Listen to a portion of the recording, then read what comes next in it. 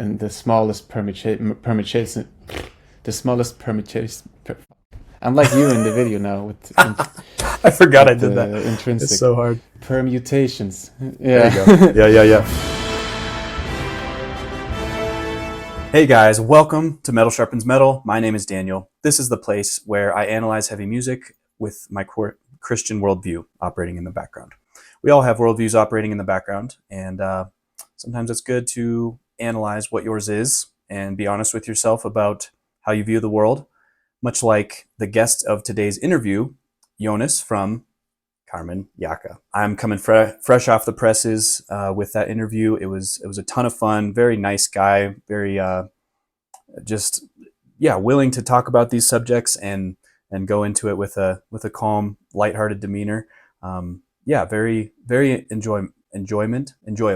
It was enjoyable. Yeah, it was a great interview. We talked about spirituality, beliefs around metaphysics and souls and God and Jesus and all kinds of great stuff. He's been diving into his own personal research lately, and I asked him a little bit about some of his song lyrics that I had questions of, and he gave some insight there. Oh, and very cool, I remembered to ask him about his socials. So you will see that at the end.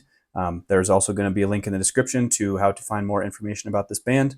You should go listen to their music if you are unfamiliar. It's very fun. You should also go back and watch the video I made for their song Breathing, because even though we are coming from different worldviews, we do have a shared connection in our humanity and our observation of the world around us. So just a great casual conversation. It felt like we knew each other for a few years. It was a lot of fun. So hope you guys enjoy it. Let's go check it out.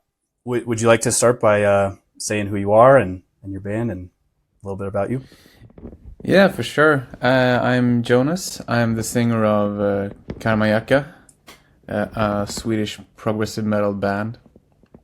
And we've been having the band since 2016. We released our first EP, and then we went a little bit on a hiatus and came back with our debut album in 2021. And then we released another EP 2023, which is called Ancient Skills. Yeah. And it's been fun because we're getting a little bit more recognition since that EP. So it's been fun. Yeah, I'll say so. That's the first time somebody recommended that I check out you guys, and I think I had heard something on a book about itself. Maybe the music video for First Son popped up, but yeah, I hadn't checked out Ancient Skills, and that was a ton of fun. Very good EP. Really liked it, and I think you kind of mentioned it in the comment on the video, but would you explain a little bit about what Ancient Skills are, why you picked that title? Yeah, I think as to why, I don't really know why, but I've sort of been trying to formalize some kind of concept over the EP, and I've sort of been recently I've been sort of interested in mysticism and how mysticism is sort of some kind of common ground of spirituality in all religions. So that really intrigued me, and Ancient Skills would be my interpretation of what kind of things have humans been doing since forever that is wisdom that we maybe today aren't considering so much. So that was the sort of the hypothesis for exploring that topic, which is resulting in Ancient Skills EP. Gotcha. Something along those lines. Yeah. No, that makes sense. That's cool. And then I have to ask, what does flying refer to then? Flying, yeah. Well, I think because I was thinking about that when I was sort of considering these different wisdoms or skills or whatever, that will people react on this? Because flying is I don't believe that people were flying in the literal sense, back in the day, but I don't know. I think I refer to flying as maybe the feeling of ascension, maybe like the feeling of this outer body experiences, or it could just be because the actual meaning of the actual topic of the song is like daring to leap forward into something unknown, like daring to like the time of contemplation before you actually take a step and make your decision over something big and important. Interesting. Okay. So I don't know. It's like it's not intended to be like a bulletproof, concise and coherent topic. It's like loosely formalized thoughts and just reflections on different things. No, I like it. I think that makes sense. I think there's obviously room for some artistic interpretation and painting it as, I think that's interesting because a lot of people look at antiquity and ancient peoples and they think they were all inherently less smart than us. They didn't know as much. They were not as aware of the world around them. They thought, lightning was Thor or Zeus or whoever, So they were all dumb. We're all very smart now. We've all just been building on scientific progression ever since. But I think people really discount the capabilities people had back then and the insight that they had, just like everyday wisdom even. Exactly. I like that's that. Exact same reasoning I had. Nice. Yeah. Well, cool. And I realize, I kind of forgot to zoom out at the start. I just jumped right in, but yeah, thank you very much for taking this interview. That, you reached out to some random guy on YouTube who has a different worldview from you. And you even followed up on a comment that was, weeks old. So you saw that and you thought, hey, I should follow up. So really appreciate that. As the young ones say, you are a real one. Yeah, no, I'm really intrigued by the topic, and I'm very interested in spirituality in general. So like I would be stupid not to take you up on that offer because it really intrigues me. Cool. Well, yeah, I'm glad you're looking into it. So yeah, you're in Sweden. What if you were to recommend a place to be in Sweden for a tourist? Where would you say? Oh, depends on what time of the year. Okay. What about fall time? Fall. Well, I think in fall, you'd probably want to be out in the nature somewhere, like I don't know, probably up north. Maybe Höga Kusten is nice this time of year. It's like in the city of Örnsköldsvik. There's like I don't know if it's a natural park, but it's certainly like famous for its beauty, and I think that would be quite nice during fall. Nice. Yeah, I'd love to make it over there sometime. Have you been to America? Yeah, I have. I've been to New York Nice. once, and then Seattle, San Francisco, Los Angeles. Yeah, that's pretty Very much cool. it. Some of the good ones, yeah. Yeah, exactly. I've never was been any to of- rural America. Oh, gotcha. I guess there's quite a lot of that depending on where you go. Yeah. Where was any of that used in your music videos when you guys have that kind of like home video footage?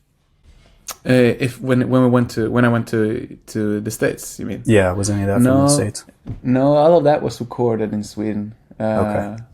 Like either in Stockholm, where we're from originally, or like on our way to some different parts of Sweden. Like some of the footage was in Öland, which is like, I don't know if you're familiar with the Swedish geography, but there's this island. There are two big islands that belong to Sweden. One of them is Gotland. It's the larger one, and then it's Öland, which is smaller one, but it's like really long. It's like thin and long. Oh, cool. Quite close to the coast. So yeah, it was there, and it's very like, that's also a really cool place to visit actually. It's like, it has this limestone kind of foundation, and it's sort of, in some places it looks like the savannah almost. Oh, which is really wow. cool. Yeah, That's very interesting. Yeah. I mean, yeah, you think of Sweden sometimes as very cold and desolate, but yeah, there's tons of beauty as your music videos show as well. So that's yeah, cool. yeah. Awesome. I mean, W- it's not always cold, but Yeah. oftentimes it is. Yeah. Well, cool. So yeah, on the subject of spirituality, you had mentioned that you were raised kind of agnostic. Was that maybe the word you used? Yeah, yeah, I think so. Like I probably was raised like without any consideration of religion whatsoever. Like it's not been part of my life at all. And I think that's very common for a lot of people in Sweden. Like you celebrate Christmas and you do all the cultural stuff, but you don't go to church, or you're not really thinking about Christianity in that sense. But like it's also very common for Swedish people to say that they're agnostic in some way. Like they say they believe in something, but Something. what that is like, yeah, it's and as I, the way I see it is that I don't think people are seeking that much either for something. They're not really like looking for answers in that part of like in that sense. They might be looking for other things, like how to improve themselves, or like how to be a good person in more secular ways maybe. Okay. But yeah, so that's how I've been raised. And just like, I don't know, it's recently that I've found it really interesting to sort of yeah, have a look around me in what can be said in terms of religion. And Hmm. because coming back to that like ancient wisdom kind of thing, where some people have thought of something that like they have been cultivating for many years, and so not all of it can be discarded, you know. Gotcha. And there's got to be some interesting things to pick Hmm. up there. So yeah, that's what I've been intriguing me lately. And being like coming from an atheist agnostic home, like apologetics have been a good sort of stepping stone to try to understand all of that, because to be fair, it's really hard to understand. Like Hmm. I'm trying to make sense of Christianity, and a lot of things are like, whoa, Yeah. how like people, you got to be really smart to understand it. That's what I feel like. But Sometimes. I mean, yeah, yeah, there's plenty I don't know too. I mean, you might be able to stump me today. I might know a place to point you to, but it's something that an old Christian theologian said that I think he was talking specifically about the gospel, but the Bible as a whole, it's deep enough that an adult can drown in, but shallow enough that a child can wade in and understand to an extent, understand some of the mm, most important parts. But you're right. There's still just um, so much to yeah, study and understand. And yeah. and I think you said in your analysis video there of our song that like you're you're taking classes in trying to understand parts of the Bible. Like you really have to sort of correct me if I'm wrong, but I that's what I gathered. Like you take classes in church to understand the Bible, because it's like, and you need to get help to understand the Bible because it's super hard to understand. Yeah. I think I had mentioned it was our study group, our Bible study group. So Right. the men in our church, we've been getting together for a while and going through either a book of the Bible or a book written about the Bible, and and part of that is because it can be hard to understand it, and I think the other part is because um, we take it seriously. We see it as the words of our Lord, and we want to read his letters to us, right? So we see it as understanding his mind more, Mm. and in that way loving him more. So yeah, it's all connected. And because the Catholic Church back in the day, they kind of obfuscated a lot of things and tried to hold it back. The Bible was written in Latin. The people couldn't read and write Mm. Latin, so they were like the source of truth. They were the ones that could interpret the Bible. You have to go to the priest. You have to understand from the bishop. Mm. But today, after the Protestant Reformation in the 1500s, one guy said he wanted to get the Bible or he wanted every common plowboy to be as well versed in the Bible as the Pope, or something like that. So they wanted everyone to read it. You know, if the words of life are, if we believe the words of life are contained in there, why would we want to hold that back? Yeah. Right. Yeah. Yeah, it's interesting. And so okay, raised kind of just not thinking about it super intently. I got what you mean there, I think. Yeah. Did you have any like classmates, anyone at school who was different religions who talked to you about this stuff, or was that just kind of not really a subject? Was pretty much never the subject. Like I remember high school, we had like a Christian group in our high school, and they were sort of sometimes doing social events and stuff. And I wish I'd been more like open to that back then, because it would have been interesting to talk more about it. But I sort of kind of, I don't know, I wasn't really interested, and sort of they mostly like, they tried to reach out to people, but I think I'm not sure how many sort of joined them in that. But I think that was maybe my first encounter with like people who were truly like of faith and believers, and I realized that they're not like they were really smart people. Like there's nothing childish or stupid in believing in God. So maybe that was my first sort of revelation that I don't know, that's interesting. At least it's really like how, like, yeah. So yeah, I've been talking to some other friends about those people at school, and how they were sort of, sometimes they were the smartest in the room because they had thought about a lot of things that many of us hadn't. So I don't know. But other than that, I think I still rarely encounter people of faith, which is maybe why I find it so interesting as well. Yeah, that is an interesting phenomenon. You've almost been like starved of the subject matter, and so now you're like, well, I want to go learn this for myself. And you know, me growing up in America, sometimes the stereotypes are true. You know, you're surrounded by a bunch of Christians, like everyone's Christian in America. It's not exactly true, but oftentimes you'll at least meet a lot of people who say they believe it in some capacity.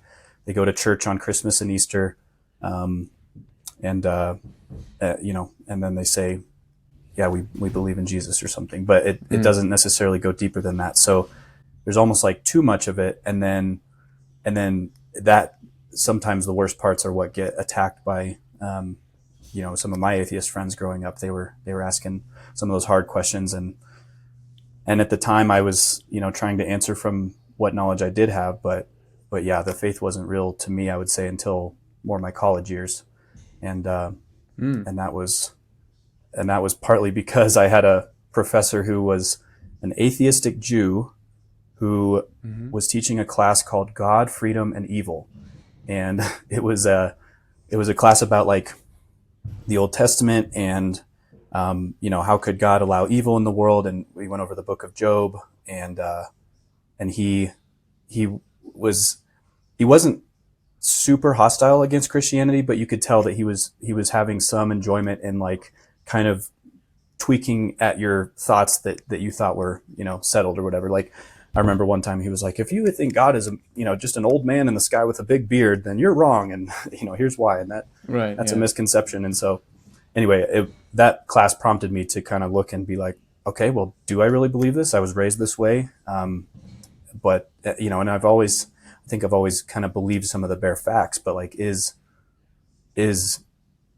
Jesus my source of forgiveness? Is he my Lord? And that was the first time I started looking into apologetics. I had a roommate who was he introduced me to that term, and then I started listening to a few people online, and YouTube was pretty young at that time, but yeah, looking into that stuff. So, but what made you click in that sense? Like, what made you sort of feel confident in your faith, or like? Yeah, it's hard to pin it to one turning point, one moment. You know, I didn't have a dramatic story like being a drug addict and at the brink of death or something like that. Some people do have incredible stories, But for me, I think a lot of it Yeah. was I had that foundation from my childhood, and then going through apologetics and listening to these preachers, theologians, you know, uh, authors, different people like that. And I was asking my dad a lot of questions at the time. Um, Mm. but going through all that was what kind of, yeah, just helped me process it more and think about it, and then it, and then I just, it's hard to describe, right? Because it's not like a single point in time I just had this revelation, Mm. but it just became real in my heart as well as my mind. So that Okay. was kind of the transformation. I started to see the Bible as something that I was excited to read. You know, before it was kind of a duty, wasn't super. I didn't really want to read it much, but then I was actually excited Right. and I wanted to learn more about it. Um, and you know, there was a side of me that was a little bit argumentative and wanted to understand the answers to what an atheist would say and hear that from a Mm. Christian perspective. So that helped a little bit too, just to Yeah. kind of keep me engaged. But yeah, yeah, I know Mm. that's kind of a vague answer, but No, no, but it's interesting because it. I guess also it's probably helped you as well coming from growing up as a Christian or like in a Christian family, I think because I so. think what I struggle with now is like sort of there are some really basal things that I sort of not that I haven't been growing up with that I some things that are really hard for me to sort of adopt into my Mm. worldview, even though I try. Like I could see like for example, I could see the existence of a god. I think that doesn't strike me as weird at all. Like that's something I could definitely believe in. But then like the everything on top of that, like a lot of symbolism and like stories and history, that's where I start to like sort of, well, this is quite far away from Mm. what I how I've been raised maybe, and Yeah. so that's where it starts. And also Jesus has never been like a figure in my life. I sort of never thought about Jesus. Never. I where I'm at right now, I'm having a hard time to understand where Jesus fits in Mm. this worldview and why he's important. Have Um, you? Oh, sorry, don't want to cut you off. no, but I was just gonna say that I am I'm trying to find if there is some good apologetics Mm. that I could read to understand more of how Jesus fits in the picture. Okay.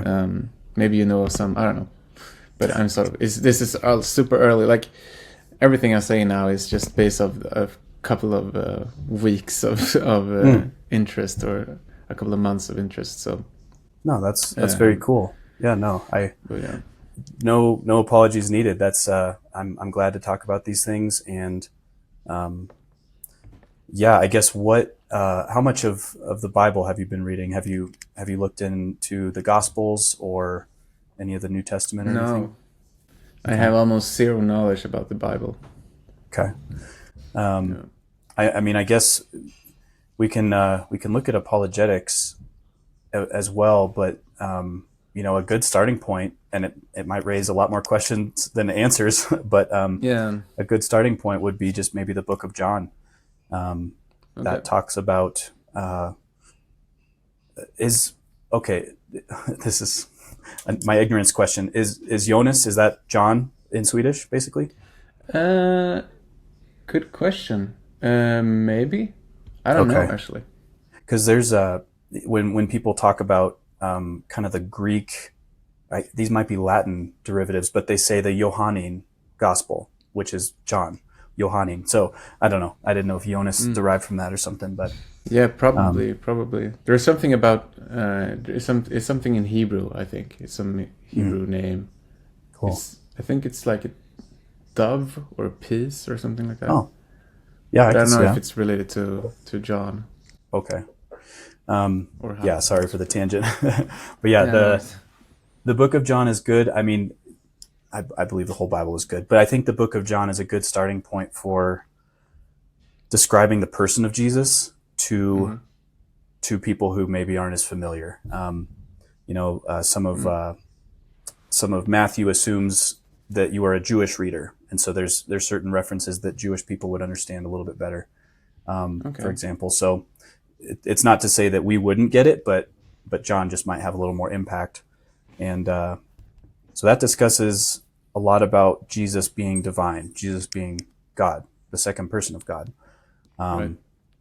And so that gets into subjects like the Trinity and things like that. And then the book of Romans is another great one. So if I were to just give you two books, I would start there because Romans is Paul's kind of big theological letter to the church in Rome, and it just contains so much information about salvation, forgiveness of sins, the old man who desires sin and wants to hold on to all that, and then the new man when the Holy Spirit changes our hearts and stuff like that. So yeah, just a lot of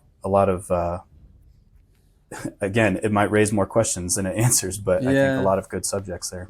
Yeah, cool. No, that's a good recommendation. I'll definitely look into that. Cool. Because it's also like, if you're going to read the Bible, like, where do you start? Like, because coming back to what I said, like, I think it's really hard to understand, it's really hard to, like, comprehend. And so sort of that makes it hard for me to adopt as well and, like, internalize things. So it's good to have some starting point at least. Yeah. So yeah, thanks for the recommendation. Yeah, for sure. I know what you mean. The Old Testament especially can be very, very confusing, and there's like shadows that allude to things in the New Testament, so you don't see the fulfillment until you understand kind of where they started in the Old Testament. Sometimes people start with Revelation, and that is a recipe for just so much confusion, I would think, because to know Revelation, it's at the end of the New Testament, but you have to really know your Old Testament to understand the references he's making. So it's people have developed some very interesting cults and alternate religions just by reading Revelation, I think. Okay, interesting. Not that you should stay away from it. I'm just saying, like, don't go there thinking like, oh, I need to understand who this dragon is and what what these angels blowing up part of the earth means and all this stuff. Like, it's a lot of interesting things. Yeah, I get it. No, I'm happy to have at least some starting point, like some reference to start. Yeah, cool, man. That'd be cool. Well, did you want to talk a little bit about the book that you're reading, or some of the things that are on your mind currently? Right, I'm reading The Language of God by what's his name, Francis S. Collins. Okay. And it fascinated me because he was an atheist, and he is a scientist, and he was sort of part of like publishing the entire human genome as a publication in, when was that, 2000 or something? And so I don't know, that intrigued me because someone who I imagine have a similar worldview to mine have then become a Christian. So that sort of fascinated me, and I wanted to read upon that, like how did that happen, and then all these arguments that are I've been reading a lot about the moral law argument, and like and all the different sorts of proofs for in favor of the existence of God.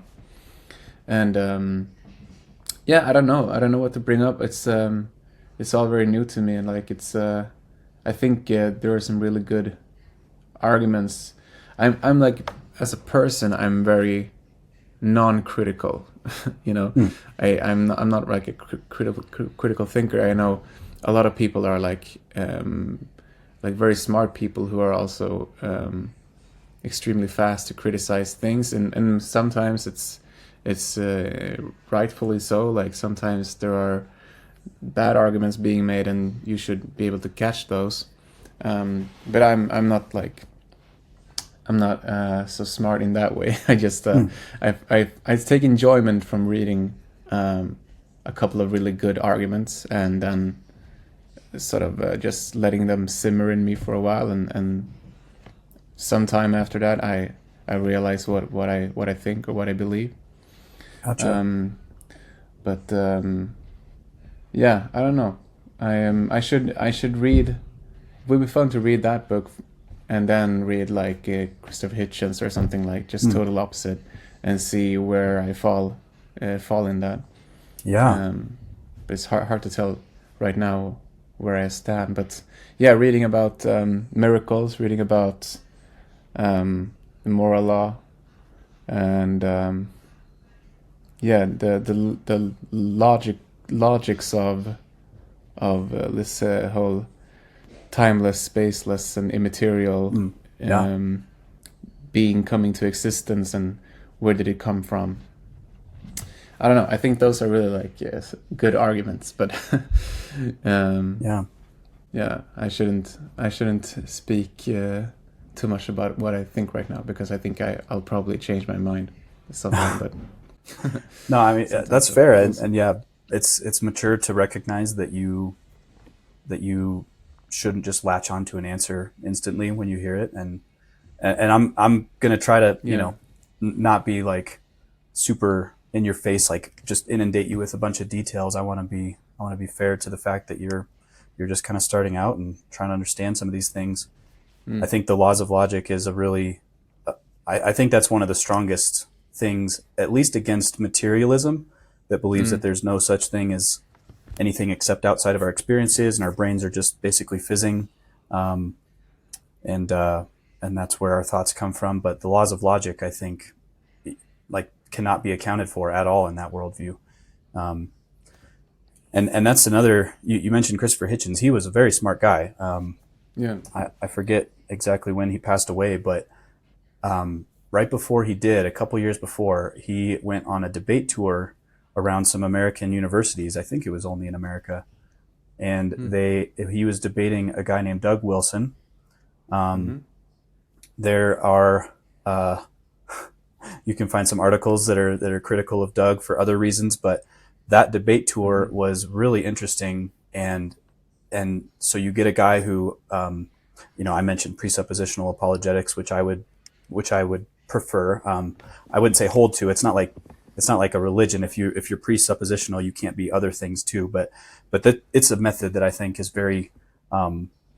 it's very good at explaining our reality. But anyway, so Doug Wilson is presuppositional, and then you got Christopher Hitchens, who's atheist, and I believe he would have called himself a materialist. So they do get into the discussion of the laws of logic and good and evil, morality, all that stuff. So that one was worth watching. It's a documentary called Collision, and Okay.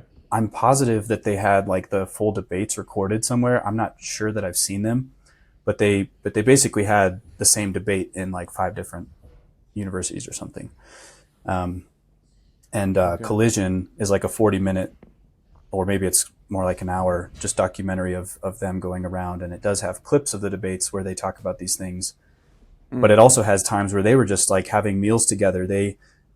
Christopher Hitchens came over to Doug's house and watched them do family worship over dinner with his grandkids and stuff, Doug's grandkids. And then they would go to like diners when they were on the road and just talk about things and laugh and joke about. They had, I think, similar appreciation for certain authors and English literature and stuff. So that might be Cool. a fun place to start. It's engaging. It's fun to Was it watch. called Collision? Collision, yeah. Collision. Okay. Collision, and if you type in Hitchens, I'm sure that would come up. Yeah. And I can send you some of these links too if you don't find them. But Yeah. yeah, so that one's good. And I really like oh, when there's a healthy debate. It's like some of my favorite clips when like atheists are debating apologetics is when like both sides are sort of acknowledging that like we don't have all the answers, and like we're both sort of doing our best guesses and about what happened, and like especially when atheists they ask a question, and like you could tell that they've already decided what the apologetic guy is gonna answer. but then they sort of change their mind during their hearing the responses and hearing like it's not all shallow, like childish arguments that there's an old man in the sky, you know. Yeah. So I really like watching those short YouTube clips of debates. Yeah. Yeah. Some of those are a great gateway into just seeing different teachers and learning about different debate topics and stuff. Because, yeah, some of these guys are just so versed in biology and history, archaeology, like just all these different subjects. And I'm kind of like, wow, I don't have time to study all that for sure. But it is cool stuff. But it's funny because obviously it's hard to debate someone who is an expert in one particular field, and they're claiming things that you go, oh, if you say so, then I guess it's Yeah. then I guess you're right, you know. Right. But then you have to. That's where it's sort of interesting to hear from a Christian perspective, like why how could that be challenged, and what are some good arguments against this, you know? Yeah. Well, Well, cool, man. I just remembered the other thing I was going to say. You kind of were saying that you don't feel like you're a critical thinker, or that you're that quick on your feet sometimes. But I was going to say I went back through a book about itself, your album, and some of the lyrics, like, they do seem like they're getting on some deep subjects, and it does seem like you've been touching on some insight that you've found in a certain subject or something like that. And I actually had a couple questions on a couple, now that I say that. I mean that to say you are not a dumb guy. I don't No. see you as ignorant or stupid or anything. But no, I don't think I'm a stupid guy. I Okay. just feel like there are people who are so incredibly smart out there, and like Gotcha. it's good to listen to them. That's why I feel like. Yeah. No, that's fair. So yeah, real quick, in your song, all right, I don't know how to say the different accents on Swedish words, but Vardkasar? Vårdkassar, yeah. Vårdkasar, okay. Yeah. Yeah, so you say the end is loud. I was curious what you meant by that. Well, I think I don't know what it's. I think it's just a choice of words. Okay. How could you describe the end? You know, when it's coming, the end to humanity, or the end to Earth. You know, and it's just a way of describing it. Because I wrote this poem that it's actually in the booklet of the CD of the book, a book about itself. Oh.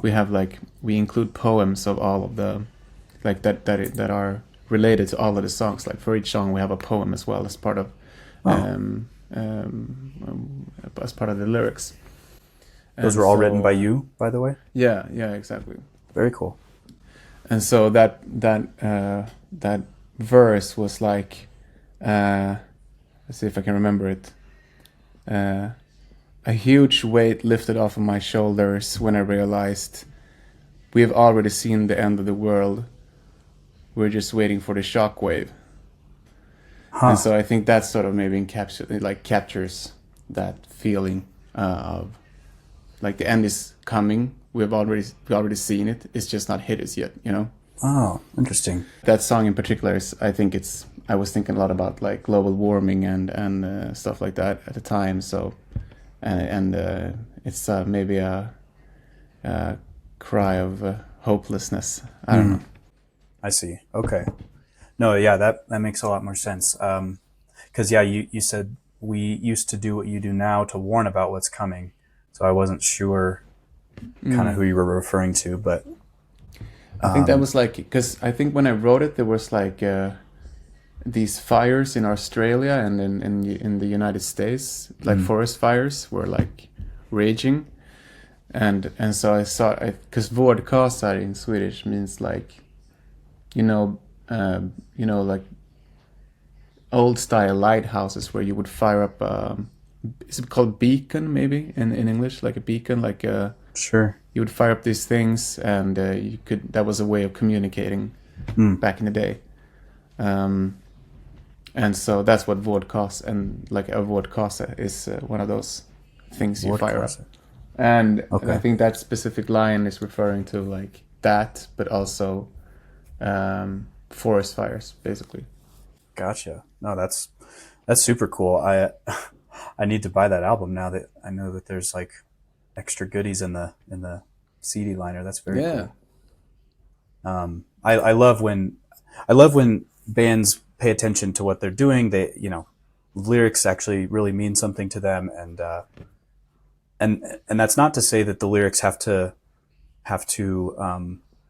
perfectly encapsulate what you mean for like the rest of your life. I get that, you know, your views can kind of change. And the last guy that I interviewed, Mike from No Bragging Rights, he has a couple songs that he's like, you know what, if those were written 10, 15 years ago, if I wrote them today, I wouldn't have included this line, or I would have said this differently. So yeah, I get that we can look back and be like, wait a minute. Yeah, there's that, and also sometimes it's almost like a surreal experience to write stuff. Like you try to create things that doesn't exist, you know, and in that you might say stuff that it's not something it's not something that is possible to stand for, you know. It's just something you create for the sake of creation, you know. Gotcha. And that makes it interesting, because then it's up to who reads it or listens to it to interpret what it means, and it might mean a lot of them. It might mean a lot to them, but sometimes it doesn't. And I don't know. That's what's really interesting, I think. Yeah. So kind of speaking on that, what would you say is your driving purpose behind writing music? Why do you like to write lyrics and make songs? Yeah, I don't know. It's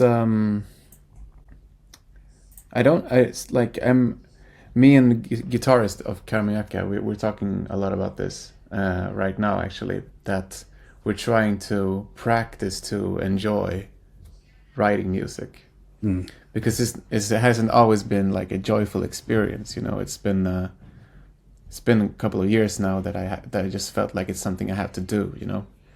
Gotcha. Which is kind of a cliche, you know, but I truly think that's what it is. Like it's partly that I feel like I need to sort of. Sometimes I feel like I need to do it to justify why I exist, like why I should be. It's basically my gift to the world. So it doesn't sound very humble, but like I think that's what I have to give, you know. Yeah. And so that's why it's also so important to me, because you need to have I feel like it's my purpose, you know. And I also feel like, especially now recently, since we released a book about itself and ancient skills, that like people are writing to us and saying it helped them through some really tough times, and like they wouldn't have been where they were today if it wasn't for that song or something like that. And that's just incredible to me. And it makes everything worthwhile. So like if we could help people through our music, that's like, then that's why I do it, you know. Yeah. No, that's so that's cool. I was just gonna say, you guys are very clearly skilled. I like your singing a lot. This reminds me, did I see somewhere that you play guitar because you were like suggesting that Viggo did a riff a different way or something like that? Do you actually play guitar? No, I don't play guitar. I suck at guitar. But I think what I was referring to was that I write some of the riffs with like in MIDI. Like I write it on a keyboard because I play the keyboard. And so a bunch of Karmanjakah riffs have actually been me sitting behind a computer and typing in the notes. And then Viggo gets mad because they're kind of crazy. Exactly. He gets really mad, but also it's crazy because sometimes I show him like, "Hey, I made this riff," and he's like, I can't play this. It's not playable, you know. It's I have to put my finger there and then there, like the next millisecond." And I'm like, "I'm sorry." And then, but the crazy thing is, then like 2 months later he's sitting there, he's nailing it. So it's not like he's like changing it or doing something, I don't know, different. But he's Yeah. actually but he's a crazy guitarist as well. I'm really happy to have him um, as my bandmate and like the main guitarist, because yeah, he's crazy like that. He's so I don't know, he's so talented and he's so good at like making, like putting the hours down and making stuff happen. So That's really cool. yeah, No, he's great. I mean, some of these riffs, I don't play guitar either, but just hearing other really good guitarists talk about, um, I even think of Ackle from Tesseract. He was talking about like nailing certain bends, like just down to the right degree of bending oh that note, and he had to do it yeah, over and over. It wasn't just like hitting one time. And so you guys, yeah. So the beginning of Nautilus, the opening riff there, and you play it throughout. Is that just full of bends, like like are all those bent notes? yeah, for sure.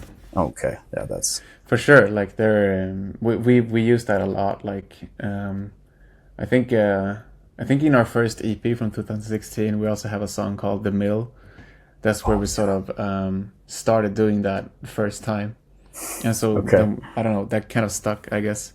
Oh yeah. And it's super nice. It's the whole like thall thing that um, they really invented something. Vildhjarta. Yeah. They it's I think Vildhjarta is the best band like in the world right now. I think They they're are. so cool. They're not Yeah. like, there's no other band that invents stuff the way they do. Um, I so agree. I'm a true Vildhjarta fanboy for sure. No, I agree, but there are a lot of imitators of Vildhjarta. Yeah, Vildhjarta. Do you kind of say that softly? yeah, Vildhjarta. Yeah, Okay. Yeah. There's a lot of imitators that to try to make that really same dark, kind of creepy sound, and yeah, they do a decent job, some of them, but you can tell that they're not. That's not like how their brain works. It's not quite like this would. They would have naturally written like this if Vildhjarta didn't exist, you know. no, no, but of you, course not. No, but you guys honestly seem like you've taken it and made it your own take. The songs are much happier sounding, a lot more clean vocals with singing, just so much melody. I mean, I love what you guys have done. When I told one of my friends I was going to be yeah. interviewing you, he was like, "Oh," he was so excited. He was like really Oh pumped really? because he was listening to you guys before I really started asking him if he knew about you, and he Mm-hmm. was like, "Dude, yeah, they." So he loves the kind of happy sounding riffs, kind of more like maybe melancholy at times. Yeah. Uh, yeah, which kind of triggers some nostalgia. If Ildiarta triggers kind of like creepy, unsettling thoughts at times, you guys trigger, I would say, nostalgia and just like, yeah, good thoughts. Oh, So I that's really really good. appreciate that. Yeah, thanks for saying that. I'm really happy to hear it, because it's also like, um, it's our goal, I think. But I've also always found it interesting that people are saying happy, because to me, I like, or like I get that we can make people happy, but I've always felt like our music is more hopeful than happy. Like it's not happiness in that sense, like, hey, everything's good, but it's more like it's gonna be good. Mm. No, that's a I don't cool know, distinction. subtle nuance there, but like, but I've always felt like, yeah, happy is nice, but I prefer hopeful in terms Okay. of what kind of feeling I want to not convey, but like what state of mind I am in when I'm writing music, I guess. Yeah, kind of Um, inspirational.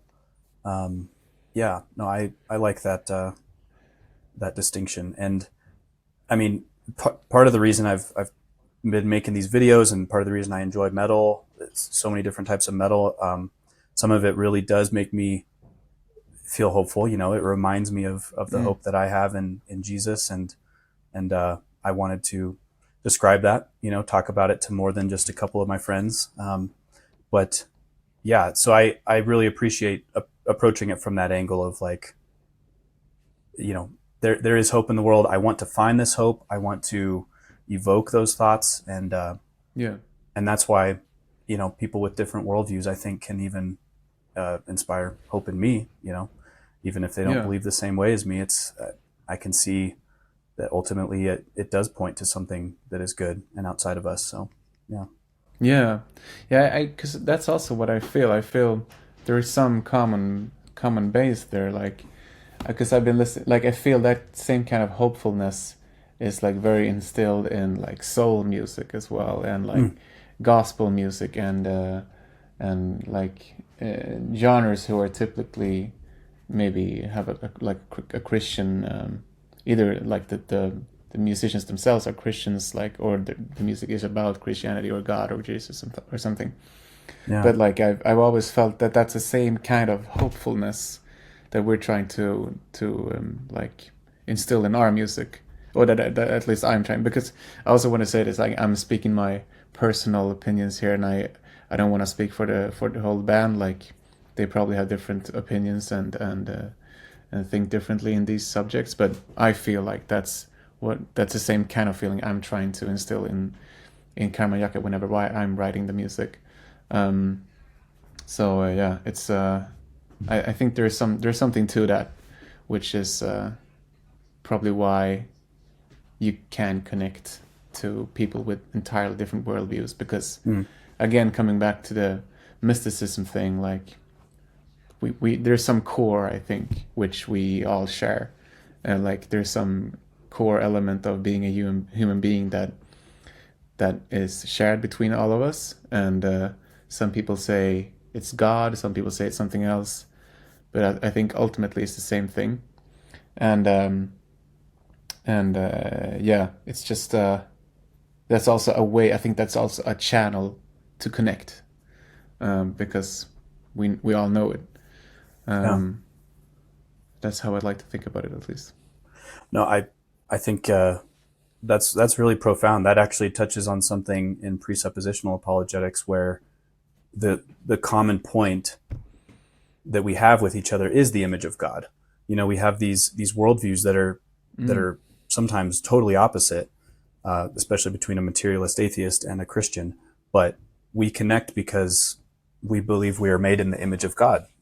We've been given the capacity for thoughts and morality and logic, and that term actually means a lot more than that. And I like there's whole studies just devoted to what image of God means, but there is something that we share with each other that we don't share between humans and animals. So it's it's definitely a connection point there. Yeah, it makes a lot of sense. Do you feel like defining? Oh, go ahead. No, I was kind of take it away, but yeah. Yeah, no, I was just going to ask, like, presuppositional apologetics. What distinguishes that from other kinds of apologetics? Okay, yeah, I was a little nervous you were going to ask me about that because I want to say this accurately, but not like in a gatekeeping way. I just want to be as accurate as I can. Basically, a presupposition is something that we have operating in the background of our minds all the time. So we presuppose things about reality. We presuppose that the chair that we're sitting in isn't just going to like disappear and we're going to fall on the ground. We presuppose that tomorrow gravity will still work, the sun will still rise, all these things. And then there's also metaphysical presuppositions about, as a Christian, I presuppose that God exists, that the Bible is his word, and that we can know him in some capacity, not fully, but he's not a total mystery to us either. And that he made a way for us to be made right between us, which is Jesus. He is the mediator. Like in a courtroom, he's the one that kind of stands in between and can make the case on our behalf, because we can't. It's not him saying, "Oh, this guy's actually pretty good, let him in." He's actually saying, "My righteousness can cover his sins. I can forgive his sins, and then he can have my righteousness." And that's how anybody can go to heaven. So anyway, that's I kind of went into a tangent there, but that's another thing that we kind of see presupposed. And then other worldviews presuppose things, of course, about reality. But one of the things that presuppositional apologetics tries to do is say, those things you're presupposing, that people should act well, that people should have love and morality, and shouldn't hurt each other or steal from each other, those are all coming from the law of God that's written on our hearts. Like there's a certain level of innate knowledge that we have about God. It's not enough to make it so that we can just kind of like think our way to God and like guess our way to him, but it's enough to look around and be like, okay, yeah, he created these things. He made it so that I don't want to eat my neighbor. I want to love my neighbor, you know? Or at least I know that one of those is bad and the other one's good. But, yeah, so there's presuppositions, and the presuppositional apologist is trying to point out we are both coming to very similar conclusions in a lot of these questions about morality, what is good and wrong. But why? What is the foundation of all of that? So when you look below it, why do you think thoughts? Why do you believe in the laws of logic? Why can you use your senses every day? Smell, taste, and touch, you know? And the Christian says it's because God made the world to work this way. He promised that it would work this way until the end of time. And you know, there's obviously changes and seasons. I'm kind of getting off topic, but yeah, the Christian believes this is why it happens. The atheist believes other things of why that happens, but the Christian's trying to analyze the foundation of that worldview and say, let's see if that foundation can account for creation, laws of logic, morality, all that type of stuff. So trying to get to the root of the problem instead of going up to the top of the tree and saying, you know, here's like atheism is wrong because this one atheist offended me one time. Obviously that's not a real argument. So, so yeah, trying to bring it all the way back down to the root, if that helps a little bit. Cool. Yeah, I'm gonna read up a little bit more on presuppositional apologetics. It's hard to just take in, you know, all of that. Yeah. But yeah. But I guess the main reason the main thing is when you're not like super close to Christianity, it's really hard to spot the differences, like different nuances as well. Yeah. Because what you described now just sounded like just apologetics to me. But right. But yeah, I'm gonna try to read up on it and see if I can find the differences.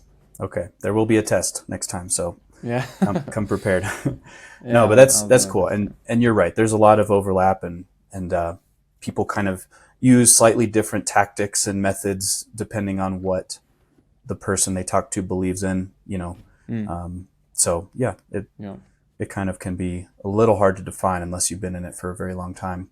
Yeah. Yeah, I get that. Do you have time for maybe a couple more questions, or? Yeah, sure. Okay. Yeah. Well, real quick, what is a book about itself? What is that book? What are you talking about there? It's about this would be interesting to hear your opinion on as well. But this is about like chaos theory. I read a lot about chaos theory when I was writing those lyrics, and to me it was like very clear that chaos theory is like filling in a lot of missing pieces in terms of how to understand why the world looks like it does, you know, and why things are so hard to like why there's how there can be so much information basically in the world, and it's because there is a lot of fractal geometry in nature, which sort of in its simplicity creates a ton of complexity. And so that sort of inspired me a little bit, and yeah, I don't know. I watched some documentary on chaos theory. We read a book from, who was it? Was it James Gleick? Maybe it was called. Okay. It's written this like popular science book on chaos theory, and I was like mind blown when I read it. Yeah, a book about itself is an interpretation of how everything could look the way it looks, and I think it ties into when I read the chaos theory, I was like, yeah, this is a great argument against the argument of intelligent design, you know, because like it sort of revolves around that topic, and it kind of explains how it could be so, like why it's not just chaos everywhere in that sense, like why it's not like everything's just white noise, why is it Ah, like I know some apologetics talk about the second law of thermodynamics, mm. and how everything should break into, I don't really know all of that stuff, but it's something around like Entropy and stuff. Is everything. that that one? Yeah, exactly, Okay. exactly. It's like everything should fall apart, but it doesn't. Um, and and that sort of also to me was like a really interesting thing to think about from a spiritual sense, or from Okay. like a esoterical sense maybe. Yeah. So yeah, that's pretty much what it is. A book about itself. It's you can create so much complexity in recursion, Mm. um, and the smallest permutation, the smallest permutation. I'm like you in the video now I forgot I with did that. the It's intrinsic so hard. permutations. There you Yeah. go. Yeah, yeah, yeah. I just rewatched it this morning. Nice. No, but the smallest permutations can make a totally different turn of Mm. events Yeah, yeah. in that sort of recurring uh, uh, paradigm, I should Okay. say.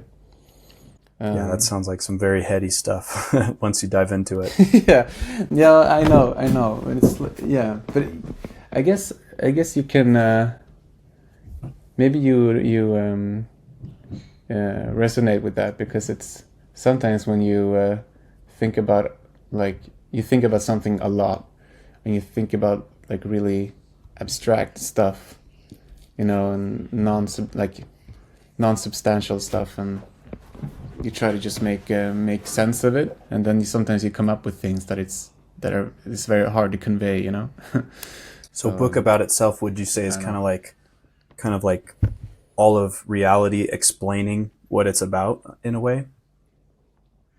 Like reality is the book, and it's kind Um, of got words on the pages.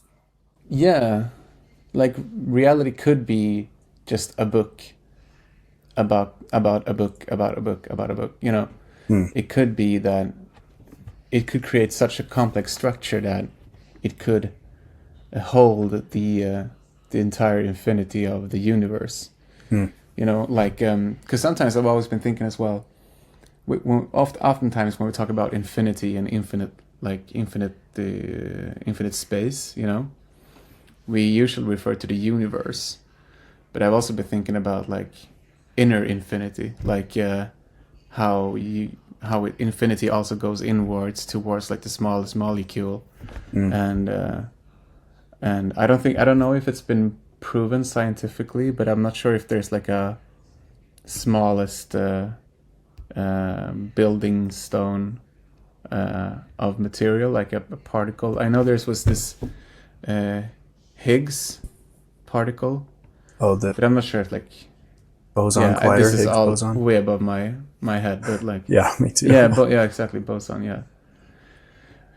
But yeah, I don't know Okay. what I'm talking about. But it's just interesting to me to artistically interpret, that concept. Like, what if infinity goes inwards as well?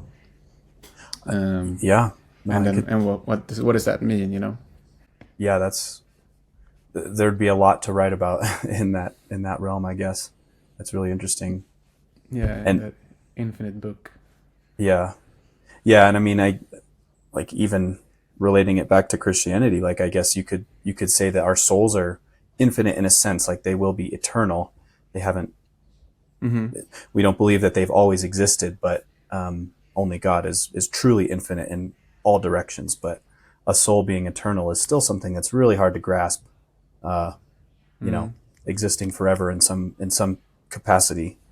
We have 80 years on Earth, Yeah, but that's then there's interesting. something else beyond that. I never thought about that. Like, is our souls infinite the same way, like infinite in time, the same way God is, or is that a different thing?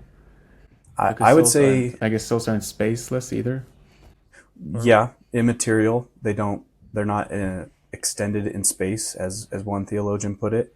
So just like God is spirit, we have spirits, and they're different in category. You know, there's a creator versus a creature. That they're different things, obviously, but yeah, being kind of spaceless, but still tied to this physical body. That's kind of mind blowing. Like our souls aren't omnipresent like God's. But yeah, existing outside of time like God, that's a hard question to dive into, because we exist in time now. Jesus, as God incarnate, existed in time for his life on earth, obviously, and he's in heaven now, kind of outside of time, but God still is within time in a sense. That's another mind-blowing concept, right? Being in time, but he created time, he's outside of it as well. So yeah, there's a lot of speculation around that. Yeah. Yeah, a lot to uncover. Yeah. Well, cool, man. I'd like to end with a couple would you rather questions if you want to do those. Okay, sure. All right. So let's do it. So yeah, I'll present the two things. Okay. And then you can ask questions clarifying what the rules would be in each scenario. So one that my friend came up with was this is so crazy. Okay, you can either be a dog for, like, tomorrow you wake up, you're a dog. You have all your human memories and you retain all of your human knowledge, but you have to be a dog for 15 years. Or you wake up tomorrow and you've lost all of your memories, but you're still a human. And yeah, so those are your two kind of weird options. Okay, yeah, I think it was quite kind of easy. I think I'd much rather be a human in a human body. Yeah. Not a human in a dog's body. That sounds awful. It does. So no, I definitely, yeah, I'd. It would be sad to lose all my memories for sure, but it's much better than being a human trapped in a dog. Yeah. Would it be weird when the band shows up and they're like, "Hey, man, ready for practice?" And you're like, "Who are you people? What like, are you talking about?" Oh, that's the dog too. Yeah, no, yeah, that would be weird. But also, yeah, I thought you meant the dog thing. They're like, "Hey, man, want to rehearse?" And I'm like, "Woof, woof, woof." Yeah, I hear you. It does seem hard to lose the memories, and then people have to be telling you like, "No, you've known me for 10 years." Like, yeah, that'd be kind of rough too. But yeah. All right, and then Hard. for a little bit more of a fun one, would you rather be able to hover 3 inches off the ground, like that's how you fly, kind of, or be able to go invisible, but you only get like 50% invisible? So you're like, it's like you turn down the slider in the Mac preview program and you turn like halfway opaque. Okay, so I would be able to fly 3 inches above the ground. But would I, for example, if I could I fly at like really high speeds? Good question. Yeah. Let's say for this one, Or can I you only could do go. like the... Yeah. Got it. Let's say you could go as fast as you could run, but there's no impact because you're just flying. And I don't have to exert energy as I'm doing it. Let's say that you do exert energy, but it would feel different, but you'd run out of energy after a little while. Okay. Like you'd have to eat food and rest and stuff. Right. And if I fall from a really high, I don't know, from a building or something, do I hit the ground hard above, like 3 inches above the ground? Okay. Yeah. See, these are all the good questions my friend and I were trying to work out. Yeah. And I think the way, because I could see that going either way. The other option was. The other option was going 50% invisible at will. So you just kind of become like a see-through looking ghost thing. Why? Yeah. Why would that be a good thing? Yeah, doesn't it's seem not good. as strong. Like at I least think, if you're 3 inches above ground, you're like uh, it's a good party trick at least. But perhaps yeah, like semi-invisible is a good party trick as well, I guess. you could hide, Mm. like, I don't know. if you're going to be a spy or something, you'd be really good at hiding at nighttime. Um, if you were Yeah, 50% like invisible. pretty good, like better than most, but not Yeah. not still perfect. Right, right. I don't know. I think uh,